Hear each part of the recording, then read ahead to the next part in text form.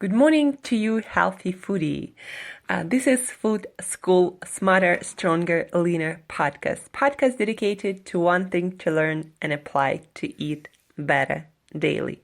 I'm your host, Angela Shurina from CreateYourself.today, your personal nutritionist, your personal dietitian, your personal health and wellness coach, your personal fat loss guru, food detective, diet experimentator, and just someone with a lot of passion for healthy eating, healthy food, nutrition, diets, everything and anything we put on our plates and in our mouth in order to hopefully feel great, look amazing, and perform the best on all levels.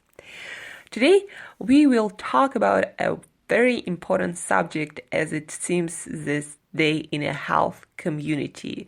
A lot of people who either start working with me or who reach out to me and ask for advice, a lot of people already doing pretty well, meaning they eating pretty healthy, they already did their research, they already changed their habits a lot, and they not people into junk food with a lot of eating or health or weight problems, but they usually come to a point where they don't see any progress anymore, be that they don't see the weight loss, the fat loss that they want to see, or their energy levels not where they want them to be, or their mood, or their overall health, or some numbers, some blood panels, numbers are not great and not where they want them to be, and they just, feeling off. So when people come to me and tell me about their eating habits, about their lifestyle, a lot of times people would tell me and kind of paraded their fasting habits, that they do a lot of intermittent fasting that is getting more and more attention and getting more and more popular, and for a good reason. Fasting is really beneficial for our health and our gut health, and just our overall health, metabolism, and energy levels. And I'm a huge fan of fasting. I do daily intermittent fasting. Nowadays it's somewhere around 18 hours, sometimes less, sometimes more. So I'm a huge proponent of intermittent fasting, and I do believe that people need to snack less and have proper meals, 2-3 meals a day, and that's it. The rest of the day people should be fasting in most cases. But also I cannot stress enough, it seems, that what you eat when you are fasting is also very important. And hear me out. What I mean by that is that you need to get the nutrients that your body need when you actually eat. If you have especially 2-3 meals, or some people trying to do 1 meal a day, and I did that too, but it wasn't really sustainable to get all my nutrition in one meal and feel okay and continue my day, continue working. So now I'm eating 2 meals. But every time I eat, every day I eat, I plan my meals and making sure that I get the essential nutrients like electrolytes, magnesium, potassium, zinc, iodine, iron, or vitamins like vitamin even C, or A or D or E or K, enough protein or enough DHA and EPA that are very important for our brain health and our overall health. And a lot of people just seem to think that fasting is enough for good health, for energy levels, and to get all the benefits of healthy eating. If they just don't eat crap and if they fast, then they're gonna be okay. But it's not the case. You see, our body again still needs those essential nutrients that the body cannot produce, and eating less will not solve that problem. So for example, if you for some reason deficient in magnesium, and a lot of people are, and magnesium magnesium is involved in more than 400 reactions. In those reactions are energy production and DNA repair and muscle contraction and nerve function and so many other things. So without enough magnesium, you will not be healthy, and your body cannot produce magnesium. You need to get it on a daily basis from your diet and from your supplements too. But supplements do not work as nearly as well as does whole foods. So yes, take the supplement, but also eat the whole foods. You cannot live on supplements no matter how good that supplement is. So what I'm trying to say here is, if the problem is mineral or vitamin deficiency, you cannot solve it by fasting. If your body needs something that it cannot produce, you cannot solve that problem by more fasting. If your body needs something, you gotta give it to your body. The same thing happens to a lot of people losing weight. People, especially people who are obese and who have had the weight problem, also connected with some health problems for a while, their eating habits have been bad for a while. And what was happening for a lot of people who, have health problems plus overweight problem or obesity, even people starve when they're, sick and obese, overweight. They starve their bodies from nutrients, eating a lot of junk food, processed food. So basically, people eat a lot of calories and very little nutrition, and so the body is overfed with calories and underfed with nutrition, or malnourished.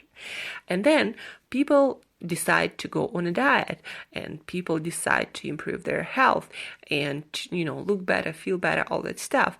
And then a lot of people take that route when they just decrease calories. And yes, they would change their eating habits and the foods they're eating in most cases to some degree. But in those most cases, it's still not enough. So what I'm trying to say is, obese patient with some health problems was starving for nutrition but overfed with calories. They go on a diet and now they're starving.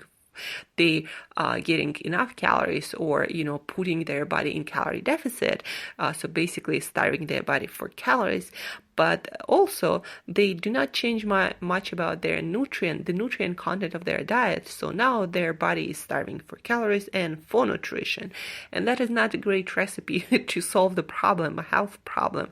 And if you're not solving your health and metabolism problems, and if you're not supplying the body with the nutrients it was lacking in the first place, you're not gonna get great results, and yes, you're gonna feel like shit. So when you're improving your eating habits, trying to lose weight and improve your health at the same time, first and foremost, you need to make sure that your diet, the new diet you're on, not only provides the adequate amount of calories, with slight deficits probably, but also you need to make sure that you're actually getting the nutrients that your body needs. And your body will probably need more nutrients at first, especially because of all the years of not enough nutrition, because of all the abuse that your body endured during your the bad eating habits, and your body need to get more nutrition, not even less nutrition. Starving is not the best solution for a lot of people. You need to eat what I like to call Nutritarian diet, meaning you need to maximize the amount of nutrients per calorie of your food. And usually, actually, the foods that have the most amount of nutrients per calorie are quite low in calories, like the champions, probably something like spinach or broccoli or Brussels sprouts, but then also there are foods that have more calories and more macronutrients with vitamins and minerals, like fatty fish, for example, that provides essential omega-3 fatty acids, EPA and DHA, or eggs that provide choline and iodine, and but also some omega-3s, some other healthy fats, cholesterol, of course, but proteins and essential healthy fats. Those, just some examples of foods that provide a lot of nutrition per calorie, but also things like, raspberries or strawberries provide a lot of antioxidants that your body might need to cope better with the stress, and also different phytonutrients. Dark 100% chocolate has a lot of magnesium. I believe it's 1500 milligrams per 100 gram. And yes, it comes with a lot of calories and a lot of healthy fats, but it also, again, like the nutrition is maximized per that piece of whole food. Then, of course, organ meats, like if you take cod liver, for example, or caviar, a lot of calories, but also a lot of nutrition, like vitamin A. Liver has a lot of it. Cod liver also has a lot of iron and, of course, omega-3 fatty acids. So guys, and a lot of also, people who are not really overweight, and, they look okay, but they still have some metabolic issues, they still have some weight issues, but they're at a plateau and they cannot move the needle anywhere. And they start fasting more, or like trying to get deeper in ketosis, or eating less plants, when all your body might need is some nutrients that are missing. And how do you know? Well, you need to, kind of record. If you want to self-diagnose, you need to record on a piece of paper, or somewhere, what are the symptoms that you're not happy with, besides like weight, your energy levels, maybe some muscle cramps, or fatigue, or something. You need to record that, and look up either online, or ask a person who is more knowledgeable in the subject about what can be the cause, and try those different things. And of course, the great thing is to do your lab work, giving your blood and figuring out if you're deficient in some essential nutrients, or some of your blood data is just off, and you need to address that. So a lot of plateaus that I see, not because people need to eat less, because a lot of people are actually not eating that much, but because you need to eat more nutritious foods, and you need to just basically eat more, but more nutritious foods, maximizing the amount of nutrients per calorie of food. And that comes usually with good planning. Just swinging it doesn't work for a lot of people. Like having gone through a lot of food diaries, I really see that pattern for people who are trying to lose weight. They like eating not a lot, and they also not getting really the nutrients that their body needs to get on a daily basis. And that's a problem. That's another form of starvation, where you don't even realize that, but not for calories, not for energy necessarily, but for nutrients. So make sure that, you get your iodine, you get your vitamin D, you're getting your potassium, your magnesium, your calcium, your zinc, your iron, you're getting your DHA and EPA. Those are not just words, guys. You need to get those, your vitamin D, your EPA, your DHA, enough protein. A lot of people also think that protein is bad for some reason, and just not getting it enough on a regular basis. Fasting is not the answer. In some cases, it might be. I mean, a lot of people do eat too much and too often. But also in health community, people tend to just fast and fast and fast, and with no end to it. And then they wonder why my body doesn't feel that good. Well, there is good things about fasting, but there is also starvation and malnutrition. And if you're not getting enough nutrients that your body needs, you're not going to feel good.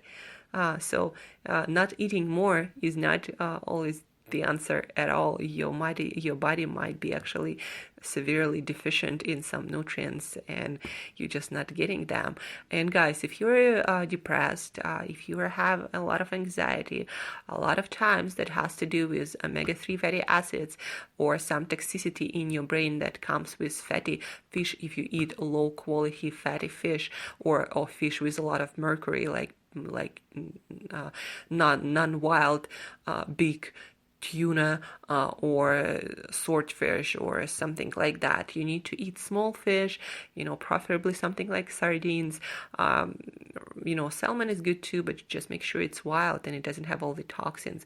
And EPA, DHA, they're essential for brain health. And if you're not getting them, you're gonna feel depressed. That's just it. They did studies where they made people supplement with omega-3 fatty acids with bigger amounts, meaning more than like 2 grams, sometimes 3, even 4 grams of EPA and DHAs, and people's mood improved just because of that, just because of supplement. Your brain gets depressed when it doesn't get omega-3 fatty acids.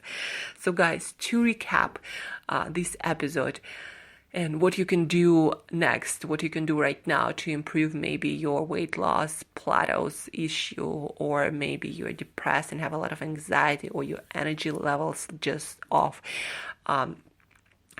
Fasting is not the answer, probably, especially if you've been eating relatively healthy for a long time.